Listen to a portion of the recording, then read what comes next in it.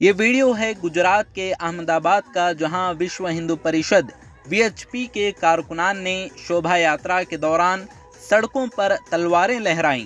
शोभा यात्रा के नाम पर हिंदुत्ववादियों ने बड़े पैमाने पर रैली निकाली, जिसमें फसादात, पुरतशद्दुद वाक़यात भी देखने को मिले, जिसमें एक ख़ास तबके के लोगों को निशाना बनाया गया और मस्जिदों पर भी हमले किए गए।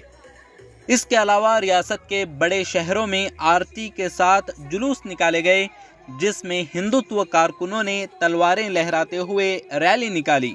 हाथों में तलवारें लिए वीएचपी के कारकुनान नारे भी लगा रहे थे।